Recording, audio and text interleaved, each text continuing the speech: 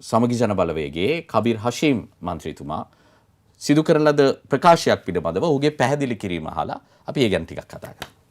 මගෙන් සමහර අය ඇහුවා මම කියලා තිබ්බලු ඩිසැම්බර් මාසෙ වෙනකොට ආණ්ඩු වෙනස් වෙනවා සජිත් ප්‍රේමදාස ජනාධිපති වෙනවා කියලා. මං කිව්වා ඔව් මං කිව්වයි කියලා. ඇයි වෙන්න බැරිද?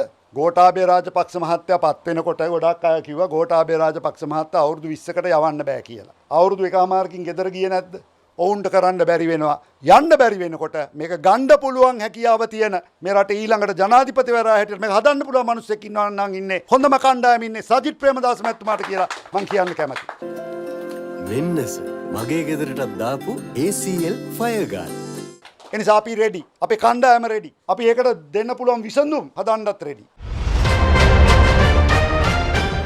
හැබැයි ඔබතුමාගේ ප්‍රතිපත්ති වලට අනුව අපි උපකල්පනය කළත් මේ ආණ්ඩුවට කරගන්න බැරුව මේක දාලා අත්හැරලා යන්න වෙයි කියලා ඔබතුමාගේ ප්‍රතිපත්ති වලට අනුව අපි විශ්වාස කරන්නේ ඔබතුමා බාරගනී කියලා.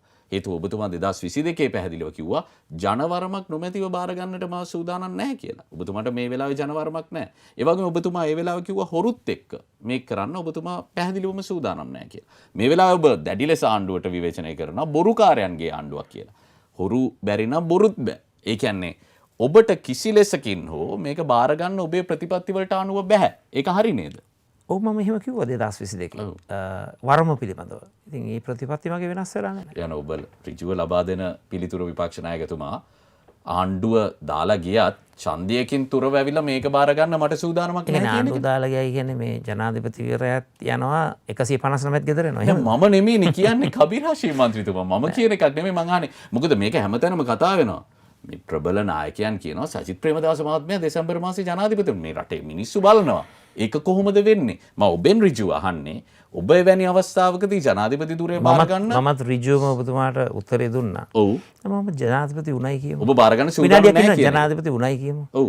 එතකොට අයවැයක් කොහොමද පාස් කරගන්නේ පාර්ලිමේන්තුවේ බහුතරයක් නැතුව? ඒ කියන්නේ මම නෙමෙයිනේ මේ නෑ නෑ කබීර් හෂීම් මම මේ ඔබතුමාට දෙන්නේ ඔබතුමාට ඔබතුමාට මම මේ ඍජු උත්තරේ දෙන්නේ. ඔව්. පාර්ලිමේන්තුවේ 159ක් ඉන්නවා. තුනෙන් දෙකක් ඉන්නවා. එතකොට පොඩ්ඩක් හිතලා බලන්න. ඔව්. මේ වගේ දෙයක් සිද්ධ වුණොත් කොහොමද ඒ දේ කරගන්නේ? ඒ නිසා මගේ ප්‍රතිපත්ති කිසිසේත්ම වෙනස් වෙලා නැහැ. ඒ අනුව කබීර් හෂීම් මන්ත්‍රීවරයා කියන එක වෙන්නේ නැහැ. මගේ ප්‍රතිපත්තියම වෙනස් කරලා නැහැ. මම මගේ ප්‍රතිපත්තිය බොහොම සක්සුදක්ෂව ඔබතුමාට පැහැදිලි කරා. දැන් ඔබතුමා දිගින් දිගටම මට කියනවා ඔබතුමා ඍජුව කිව්වා කියලා. ඍජුව තමයි කියන්නේ. එහෙනම් මේ කියන දේ විය හැකි දෙයක් නෙමෙයි නේද කියලා මං අහන්නේ.